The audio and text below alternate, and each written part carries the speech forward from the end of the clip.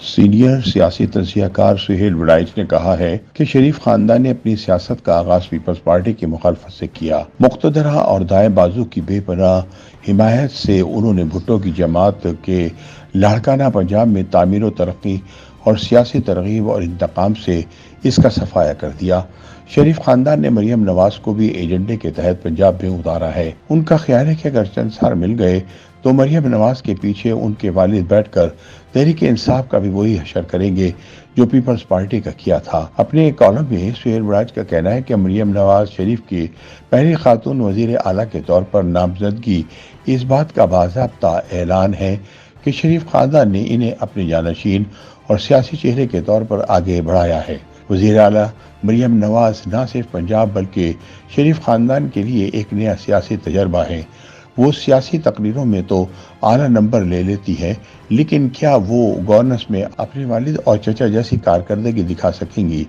دیکھنا یہ ہوگا کہ مریم کی خوبیاں ان کی پنجاب میں سیاست کو آگے بڑھا پائیں گی یا ان کی کمیاں اور کوتاہیاں نون لیگ کو پہلے سے بھی کمزور کر دیں گی۔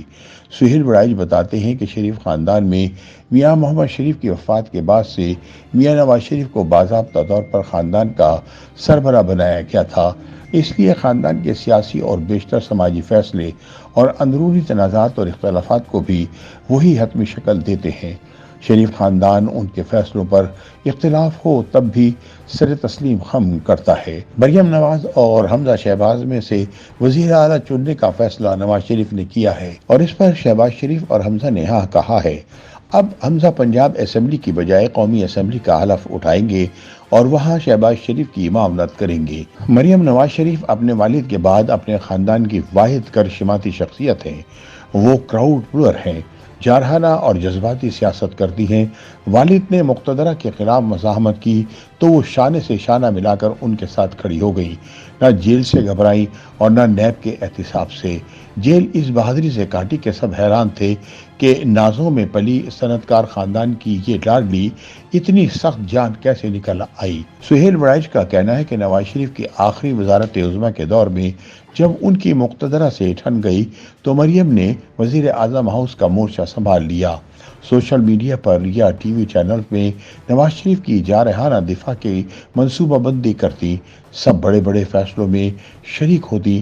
مشکل کے اس دور میں والد کی تنہائی کی ساتھی بھی یہی تھی، ہر روز گھنٹوں والد کی صحبت میں گزارتی۔ اس قربت کی وجہ سے مخالفوں کا نزلہ بھی ان پر گرتا تھا۔ جنرل باجوہ کو جہاں اور باتوں کی نواز شریف سے شکایتیں تھیں، مریم کے سخت موقع پر بھی ان کو شدید اختلاف تھے۔ اس زمانے میں پی ٹی آئی اور مقتدرہ ایک ہوا کرتے تھے، اس لیے عمران خان اور پی ٹی آئی کا نشانہ مریم بھی بنتی رہی۔ اس زمانے میں خاندان کے اندر کلثوم نواز، مریم نواز شریف اور اسحاق ڈار کا ایک نیا اندرونی حلقہ بن گیا۔ یہی حلقہ حتمی سیاسی فیصلے کرتا تھا۔ چودھری نثار علی اسی زمانے میں مریم کے خلاف بولے تھے۔ مریم نواز کو ڈان لیکس میں بھی ملوث قرار دینے کی کوشش کی گئی، لیکن چودھری نثار کی کوشش سے جنرل باجوہ ان کا نام نکالنے پر راضی ہو گئے تھے۔ تحریک انصاف کی حکومت کے دور میں بھی مریم نے کئی بڑے شہروں میں جلسے کیے۔ اپنے مزاحمتی انداز اور رویے کی وجہ سے انہیں پذیرائی بھی بہت ملی۔ سہیل وڑائچ کہتے ہیں کہ مریم نواز کے سیاسی کریئر کو دیکھا جائے تو کبھی بھی فل ٹائم سیاستدان نہیں رہیں، وہ پارٹ ٹائم سیاست کرتی رہی ہیں۔ کبھی تو وہ سیاست میں متحرک ہو کر جلسوں میں جوش و خروش سے تقریریں کرتی اور کئی مہینے وہ خاموشی اور چپ کا روزہ رکھ لیتی ہیں۔ اب ان کا یہ انداز سیاست چل نہیں سکے گا، اب انہیں ہر وقت اور ہر پل متحرک سیاست میں رہنا پڑے گا۔ شریف خاندان میں اپنی قدیم روایت کی وجہ سے خاندان کا ریموٹ کنٹرول میاں نواز شریف کے پاس ہے۔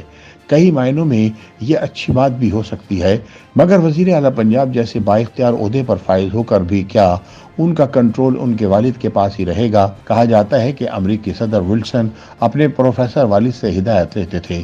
میاں نواز شریف کے بارے میں بھی یہ مشہور تھا کہ وہ اپنے والد میاں شریف سے ہدایت لیتے تھے۔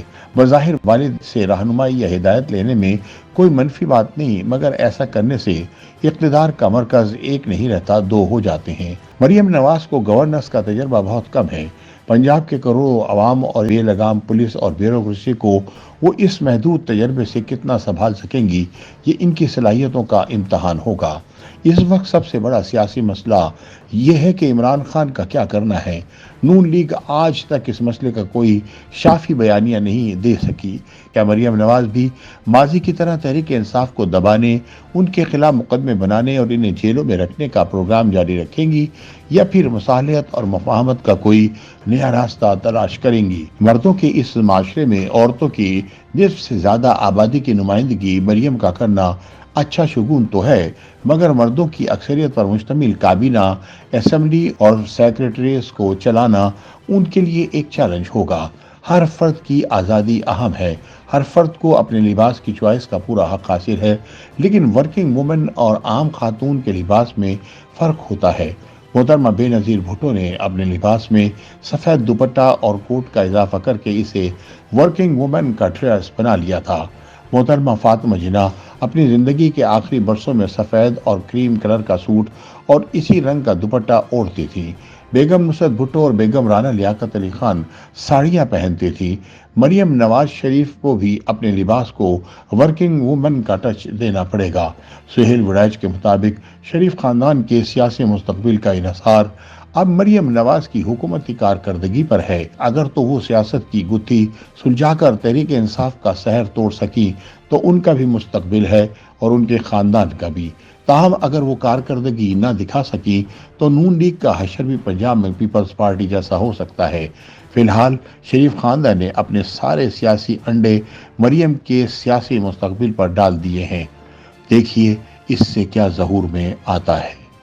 YouTube पर गूगली न्यूज देखने के लिए youtube.com की सर्च बार में गूगली न्यूज टीवी टाइप करें। गूगली न्यूज के पेज पर सुर्ख रंग के सब्सक्रिप्शन वाले बटन पर क्लिक करना ना भूलिए। YouTube पेज पर अपलोड होने वाली वीडियोस से बाखबर रहने के लिए बेल आइकन पर क्लिक कीजिए। आपको हर नई वीडियो के बारे में नोटिफिकेशन मौसूल हो जाएगा।